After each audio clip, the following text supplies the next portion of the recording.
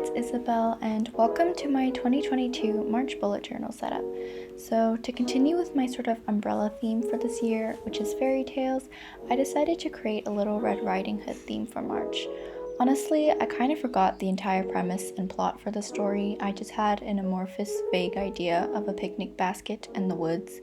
So, very wisely, I decided to just go off of that wispy, blurred memory. I do recall the story being a little snippet in the silver spun tapestry of my childhood. However, I really don't remember much about my childhood except for the fact that in my childhood I was a child. Fun fact, by the way. So anyway, I'm just sketching out a little doorway veiled in lots of twisting vines and tree branches and leaves, all pretzeled into a tangle of flowery knots. And this is going to be sort of like a window to the forest, so I'm drawing a little tree in the background and the branches are sort of reaching up and out of the framework, almost as though they're alive, symbolizing the darkness of the story when the wolf did something. Anyway, now I will just be coloring in all of the branches with various shades of brown. We have hazel and coffee and chestnut and russet and chocolate and acorn. And I always try to add some shading because I think it brings an effect of solidity and realism, breathing life into your work. I mainly try to focus on translating the highlights and shadows into shading in order to create a more three-dimensional piece.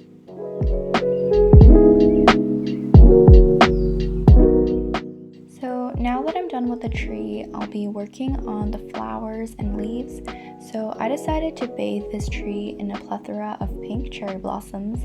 I guess this would probably be the spin-off of Little Red Riding Hood that nobody asked for. Little Red Riding Hood in Japan.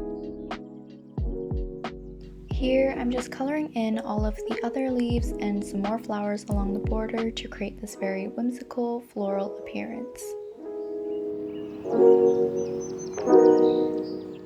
So after I'm done with this, I'm just going to be cutting the middle part out, and to do this, just lightly fold the page and snip out a small hole.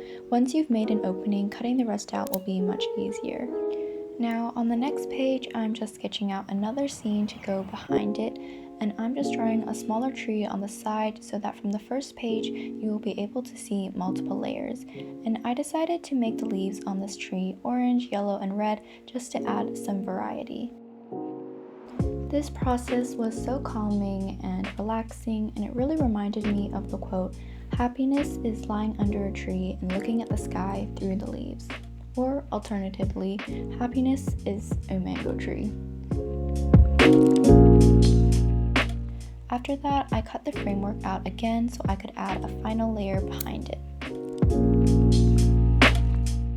This last page is going to be the actual scenery of her grandmother's house, so I decided to draw some hills and valleys rippling along the bottom, and then some flowers, some grass, the cottage, and a few mushrooms because mushrooms are severely underrated. For this cover spread, I was really trying to make it look sort of like a page out of a storybook, so there's a riot of crimson and deep greens and pinks, everything ripe and rich like sugared fruits and berries. I think it kind of reminds me of a looking glass, almost like an archway into a fairy tale. And for a while, actually, my preferred color palette covered a vast range from white to milky white. Sometimes I really sailed the ship out and journeyed into the regions of cream. However, recently I've been very fond of bright colors, and I think in this case it works really well with the theme. Moving on to the left side, I'm just writing down a quote from the story, which reads, "Never trust a stranger friend, no one knows how it will end. As you're pretty, so be wise, wolves may lurk in every guise." And I originally didn't plan to add an illustration to this page, however, I just thought it really needed an extra something, so I went ahead and drew a picnic basket filled with different fruits and vegetables, and I think it really helps to complete these two pages.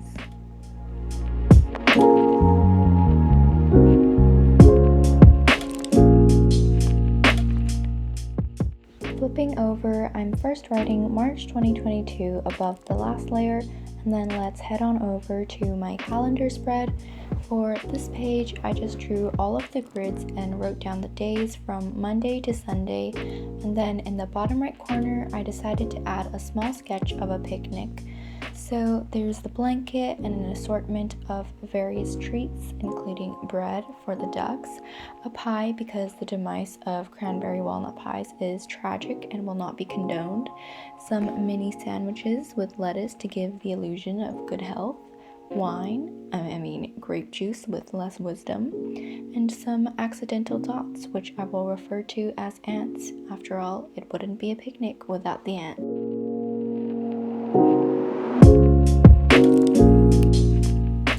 Turning over to the next page, this is going to be my book and habit tracker for this month. So I'm starting this left side by drawing a tree in one corner, which I've just cut out. Then I'm just coloring in the tree on this page in addition to the page before, so that the picnic scene will sort of be unfolding under the tree itself. And I'm just shading this tree as I did last time, making sure to add shadows where the branches are darker than others and highlights where the sunlight would hit it. Then I just did the same thing to the other side of the page. And on the tree on the right side, I'm just drawing some more flowers, while the left side will be covered in autumn leaves.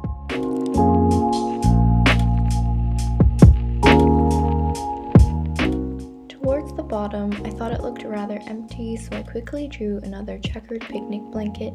Then I just sketched out yet another basket, this time filled with vegetables to complete the food pyramid, more bread for sophistication, flowers for perfume, and a spatula to ward off the ants.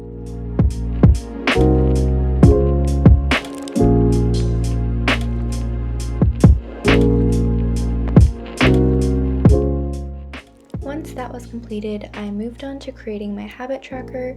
So this month I will be tracking my sleep, how much I read, my bullet journaling, my water intake, my writing, and my YouTube.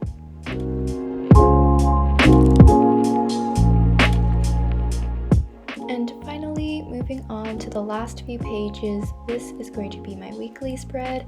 Recently, I found myself swimming in a tub of love for Dutch doors, so for this month's weeklies, I decided to draw some flowers on the side and then cut out a section of the page. I did this for all 3 pages so that the flowers would layer on top of one another. This way, all of my weeklies were sort of together in a mini booklet, and I think it will be a lot easier to navigate throughout the rest of the month. Once I cut all of the flowers out, I just colored them in lightly with a few softer pinks and different shades of green. I really wanted the flowers to be softer and more neutral in comparison to some of the previous pages, because I think these more mellow tones are very soothing and it's also a lot less time consuming.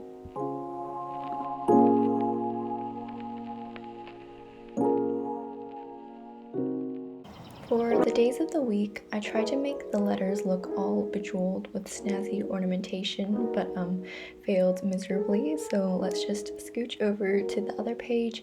And as you can see, I clearly gave up on the lettering for obvious reasons.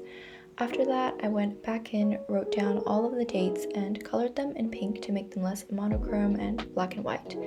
And on the final page, I decided to just title it Notes and add a pink row after every other line in order to just tie the whole thing together.